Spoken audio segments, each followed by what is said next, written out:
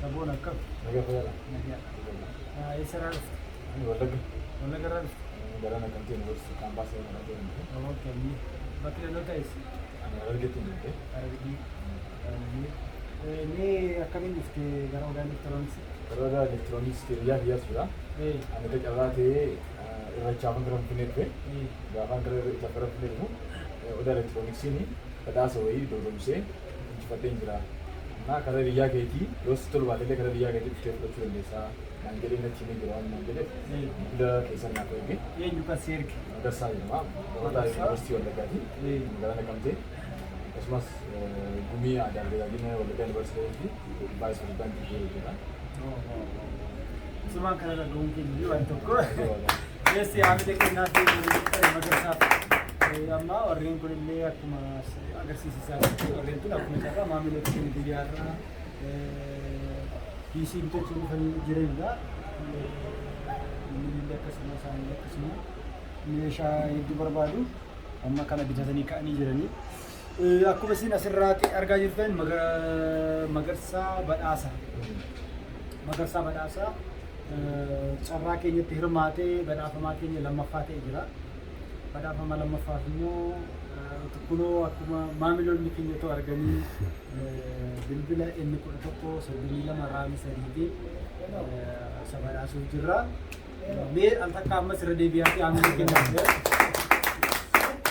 gammannee jirra magarsaa mo'achuu isaatti badhaafama ta'uu isaatti jechuun kan viidiyoo kana waraabnuuf waan biraaf miti namoonni baay'een soba akka ta'etti waan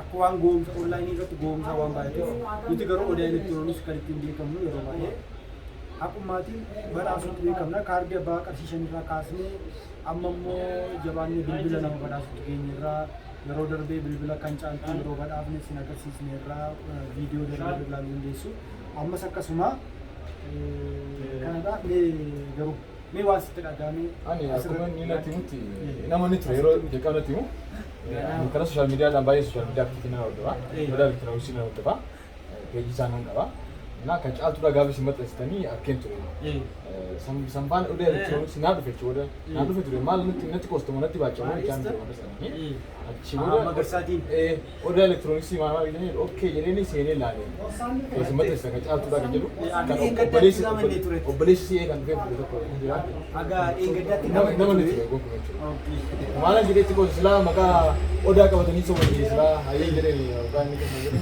maqaa odaa qabatanii sobanii jedhanii nama kasaan walitti qofa na baay'ina toleera nama jabaa badhaastanii sinillee guddadhaa kana faana yaa dhugaatti magarsaan eenyu akka ta'e nuti sin beeknu beektan nagalaa innis nun beeku fakkeenyaaf ati nun beeku mana kana irra nama fakkeenyaaf duraan bilbilaa turtee ati akkas bakkee iddoo bunaa taa'aa turte si ta'uu hin beeku kan naa bilbilaa ture eenyu akka ta'e illee hin beeku akkasuma magarsaan akka eenyu akka ta'e hin beeku warre waan tattaan odeessan waan gandummaa waan maal odeessan magarsaan beeku ani caaltuun beeku oromummaa keenya qofa wal beekna oromummaa keenyaa oromummaatti hojjenna kanadha baay'ee galatoomaa dagaggamma itillee si faana jirra sanillee jabaadhaa galatamaa itillee beejii keessan kanaa si faana jirra kara promotion adda addaa waan jiru waliin wani jenna baay'ee galatoomaa alle wani tiyan roti marke kan jibatu nan inji baasiti baniinu agarsiisi sin baasiti baniinu agarsiisi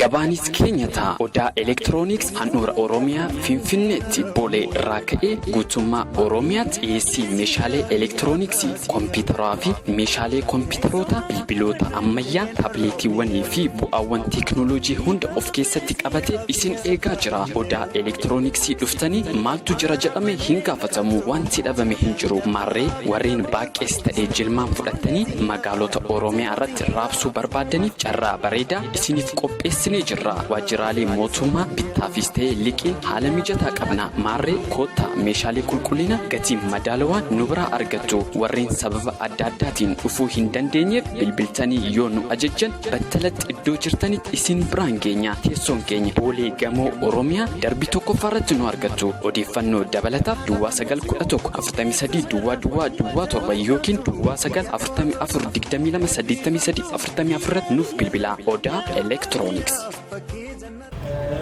Carraa keessanii asirratti walitti dandeessu.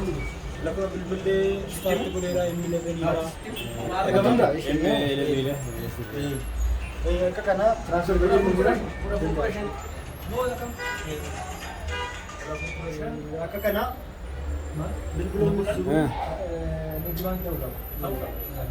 waan hunduu jiru walumaa gala maamila wajjin taasisaa jirra. Maamilonni keenya illee gammadee jiran yoo ta'u akka jirra.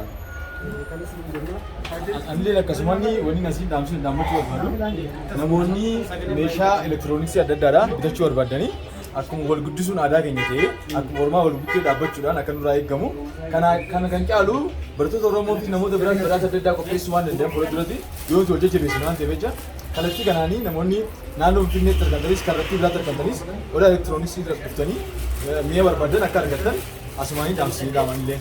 Galatooma. Baay'ee galatooma. Baay'ee gammadeera. Suuraa isaa jedhanii nagaan deemuu dandeessu. Anillee hiriyaa kiyya faanaan dhufee Umar jedhama, Ifabaas jedhama. Ani Ifabaas jedhama yookaan Ibsaan jedhama. Iddoo dhaloonni koo iddoo argeedha. Asan jiraadha. Sanaan odaa elektirooniksii saayiba kompiitar biraasa kan waliin fuudhuu dhufne fuunee jirra. Deebinee mana kana akka maamila biraatii fi beekumsa adda kan illee abdii qabna. Galatooma innaan gaabaraas kanaaf isinis akka biraas kan yeroo tiyaan fuudhu abdii guddaa qabna. Galatooma. Bees maamilonni keenya warree jirtanis isinillee jarjaratti jirtanii. Ayyee sabboona nagaa. Akkuma gagganii wanti yeroo baay'ee waan interneetii irratti gadhiifamu yeroo hunda feekii ta'a. Yeroo baay'ee yeroo hundallee ta'uu baatu. Misillee kanaaf inni kan dhufne bituu dhufne asii odaa elektirooniksii kana isa badhaafamus isa badhaasus qabatamaan argine jechaadha. Kanaaf isin lamaan keessaniyyuu inni badhaafame baay'ee gammaddeenye jenneerra already. Isin immoo haaluma kanaan itti fufaa waan gaariidha jechuun barbaada jechaadha. Galatoom garuu maqaa kennutti maqaan koo Beekam Katamaan jedhama. Beekam Katamaa.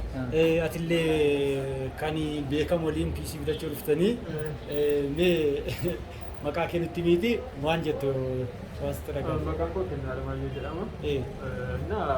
Wanti riidii qabatama wanti godhame kun yeroo hedduu miidiyaa irratti kan namni amanu yeroo hedduu oduu haqaa waan hin jirredha. Garuu kan keessan immoo waan qabatama gochuu keessanii baay'ee sana appreciate godheedha hedduu gammade. Galatoom. Eshi atillee maqaa kennutti miti achumaan waan sitti dhagamu waan amma argiteerra. Ani maqaan koo Buzaayoo Gurmeessaa jedhama. Ani maamila odaa elektirooniksii keessaas tokkodha. Ani carraa kanatti fayyadamee waan jechuu barbaadu waan amma yeroo ammaa TV irratti darbuun busaa feekiidha. Isin garuu amanamummaa keessan irraa kan ka'e maamila keessan gammachiisuuf jecha waan goota waan amanamaa ta'uu isaatti baay'een gammada. Isin jajjabeessina isin wajjin jirra isin hin jenna jabaadha. Galatoom. Ayyee kan mana kana keessa jiru keessaa tokko hojjetaa odaa elektirooniks Qaroo jedhama. Qaroo waan jettu waan carraa kana argadhee dubbachuuf galatoomaa jira. Tiyaan sun badhaafamtoota badhaasuu keenyaaf baay'een gammada. Amanamummaa keenya immoo maamiltoonni keenya beeku. Galatoomaa. Ayyee. Nagaa ta'a galatoomaa isiniin jedha. Anis obboleessi keessan Sooressaa Dameetii beektu. Ayyee galatoomaa isiniin jedha. Ayyee.